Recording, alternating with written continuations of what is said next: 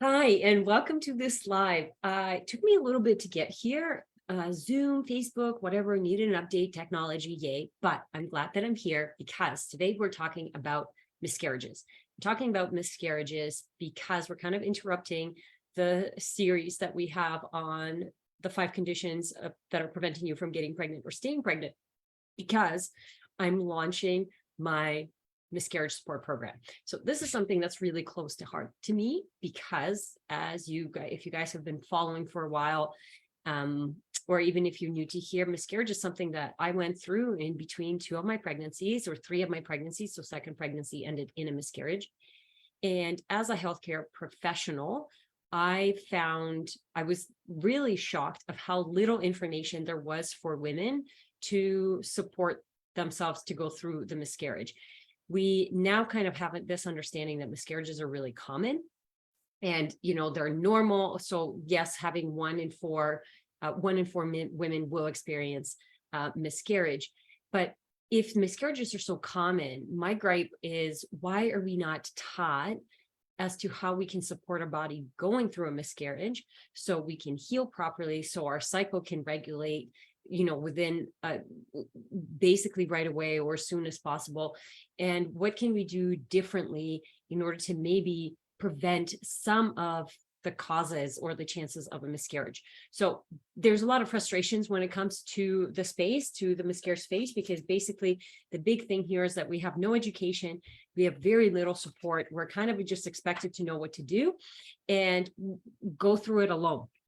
So I really, really want to change that, partly of why I created this Facebook group and why I created the miscarriage support program. So the goal today is to really give you some knowledge, some understanding as to what's happening, why it's happening, what are some of the common reasons for a miscarriage, can we really do anything to prevent it, and kind of what my program covers. So if you have gone through a miscarriage in the last 1 to 6 months, or even going currently through a miscarriage, it's something that you can invest into and have right there, and then to support yourself going through this really powerful experience.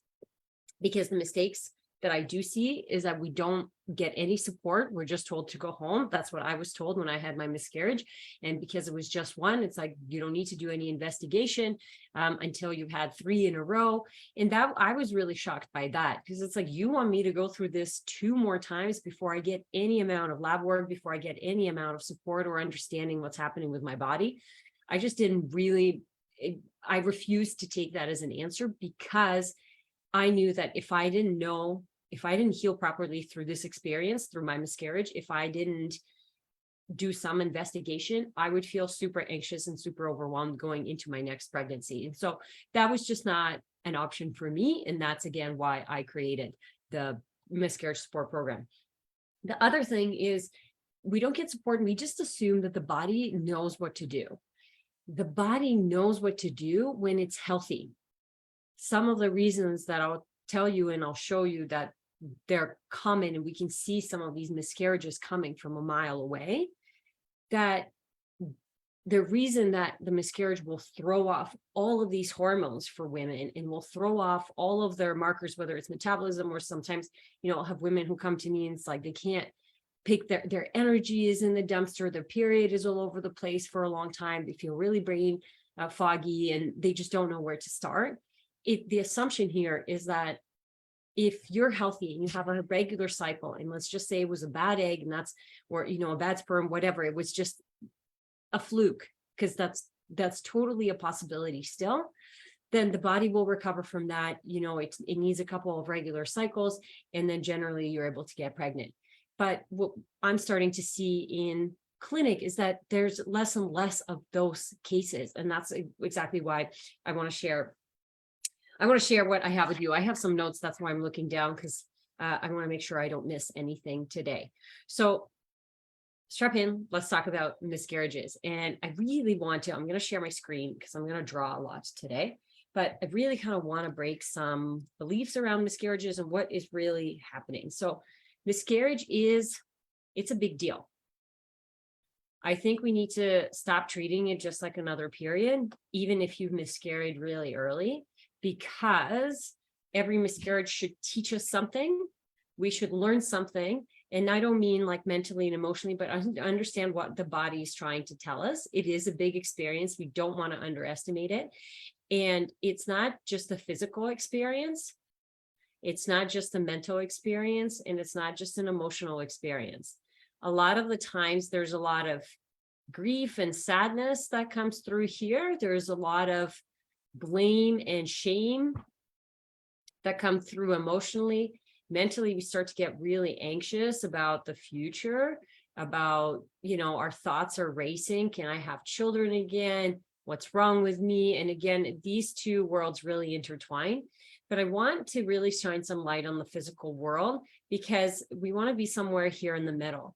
There's a lot that happens in physically. There's a big drop in hormones that happens when, just like there's a big increase in hormones when you get pregnant, that those hormones then have to drop.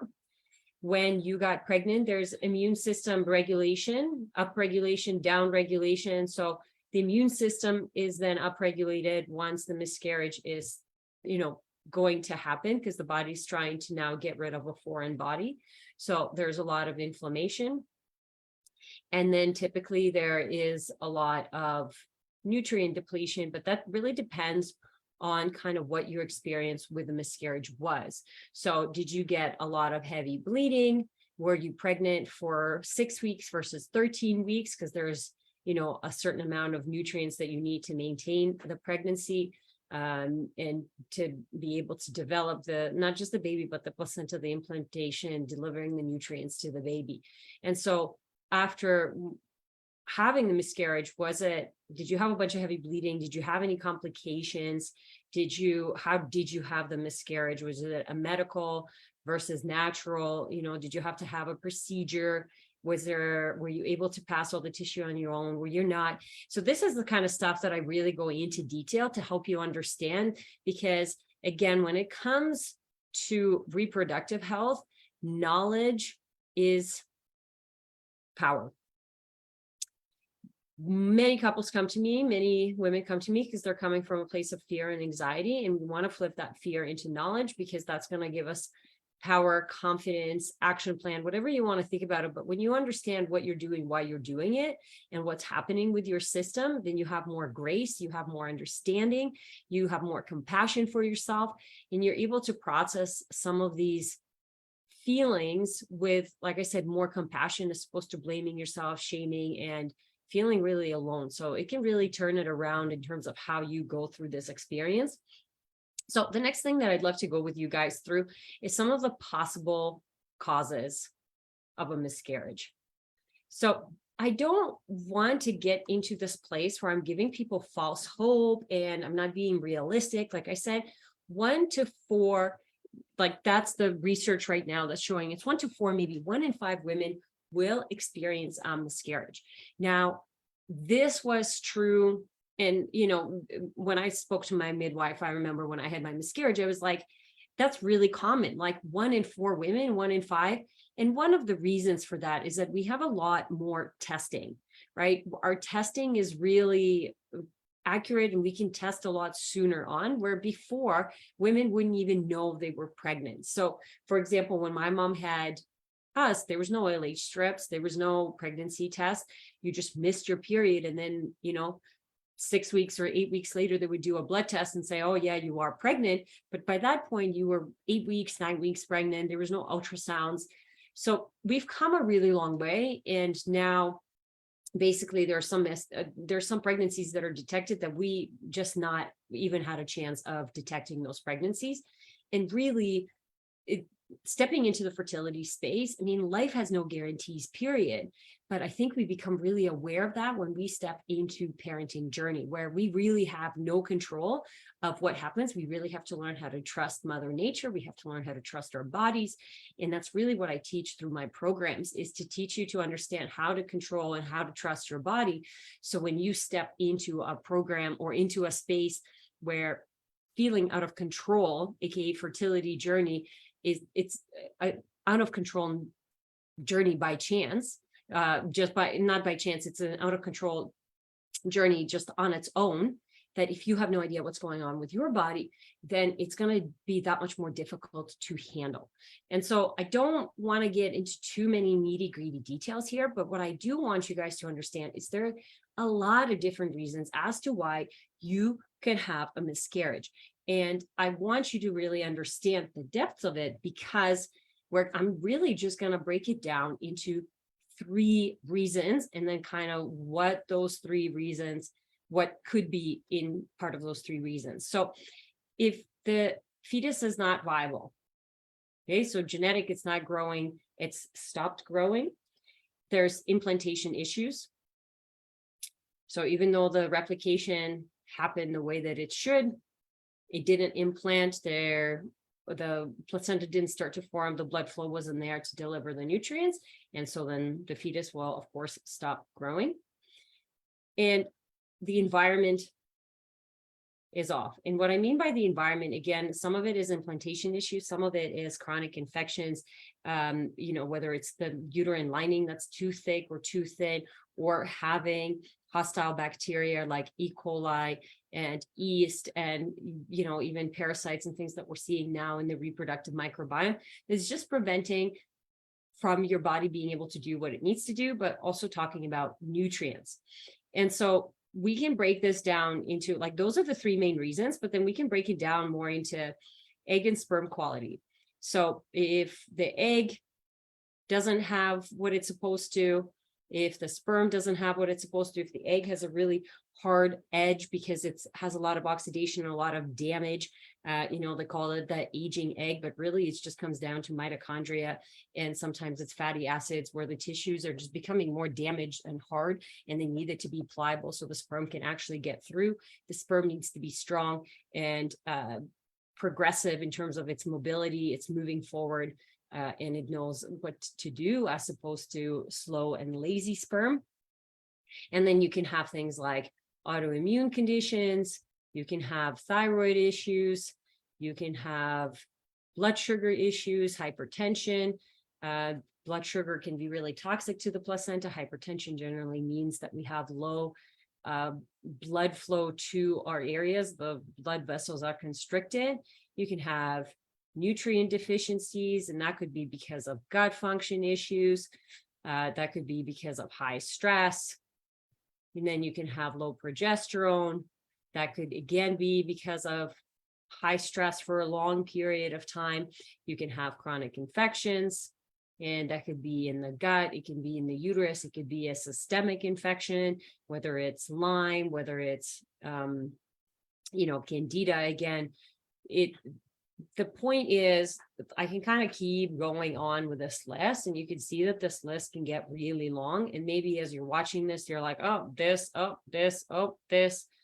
Or maybe you have no idea because you haven't had any proper diagnosis. So the point here is to understand that miscarriages are a big deal, and we really need to take the responsibility as women. Like, if our doctors are not going to educate us, then I believe one of the reasons that you're here is because you want to educate yourself, and you are tired of the conventional medical system telling you there's nothing you can do, just go home. And I had some questions around ectopic pregnancy. So ectopic pregnancy, I look at it as a forced miscarriage. Like, ectopic pregnancy is a serious medical condition, and it's an emergency, and we need to get that baby, out ASAP. But the question also becomes to, like, why did the baby implant ectopically versus in the uterus? And you're going to come down again to, is there inflammation? Is there scar tissue? Is there blockage in the tube? Is the egg oxidized? Is there inflammation? So there is investigation that can be done, whether you had a forced miscarriage that had to happen or a miscarriage that happened on its own, and really understanding the kind of miscarriage that you had, and then understanding the choices that you have around the miscarriage are going to help you feel much more empowered. And like I said, those are the things that I really cover in the program in much greater detail, but I wanted to give you a little snippet of information today. So it starts to turn some wheels. It starts to make you break some beliefs around what you thought a miscarriage is, or how much support you should get. Because if I take you back to this list, basically what it comes down to, figuring out if it's going to happen again, is doing more of a health assessment and some lab testing to see what caused your miscarriage. So in my case, it was an empty egg. I ovulated prematurely. My guess is because of the high stress that I had earlier that month. And really earlier for the last couple, like that year was really stressful. And so just being stubborn and saying, no, let's get pregnant. It was no issues last time. It should be no issues this time. But after doing some testing, checking my thyroid, checking my progesterone levels, checking my nutrients, I felt so much more confident going into my next pregnancy because I knew that, oh, I just need to slow down, respect my body, respect the fact that I'm stepping into this big journey of bringing a life into this world, and I need to take care of myself. I need to nourish my body. I need to stop running around and overworking out. I need to prioritize my sleep. And so because I already had a really strong background, I didn't have any hormone imbalances. I had some digestive issues in the past, but it wasn't anything that I was struggling with anymore. And so I just needed to make small tweaks to be able to step into that next pregnancy feeling so much more in control. And that's really the point of the program, you guys. So I hope you take advantage of it.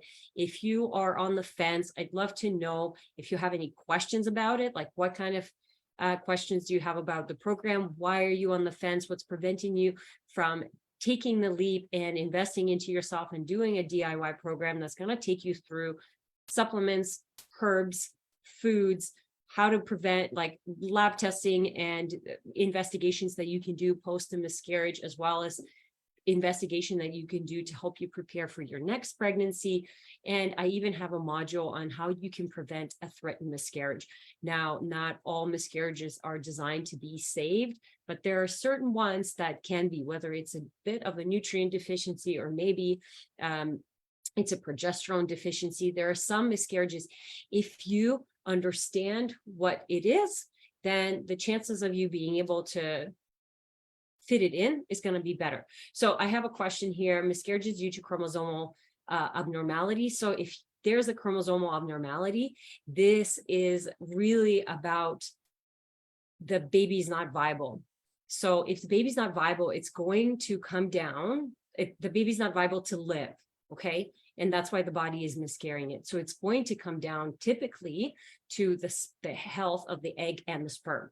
And the health of the egg and the sperm are very much equal when it comes to chromosomal abnormality, because you're providing 50% of the DNA is coming from the egg and 50% of the DNA is coming from the sperm. So my answer to that is understanding what is causing that egg or that sperm quality to be low. Because one of the common things we'll hear is, oh, it's because I'm old. It's because I'm in my, late 30s, coming up to my 40s, or I am in my 40s. But truthfully, it's, yes, there's your chance of miscarriage increases when you're older. But what I say for somebody who is older is that your health has to be in perfect condition in order. You can absolutely still get pregnant naturally and carry to term and have beautiful babies at 39, at 40, at 43. But your health has to be, and your partner's health has to be top notch. And I don't want you to underestimate that. So if somebody says you have poor quality eggs, I want to understand why you have poor quality eggs, because poor quality eggs means poor quality cells. And if you have poor quality cells, that probably means there's also disease of some kind. And maybe it's something that you're not familiar or aware of yet. But typically my patients with poor quality eggs have a lot of inflammation. They also have a lot of brain fog. They're usually tired. They're breaking out. They have constipation or digestive issues. So it just comes down to fixing those things and helping improve the quality of the egg.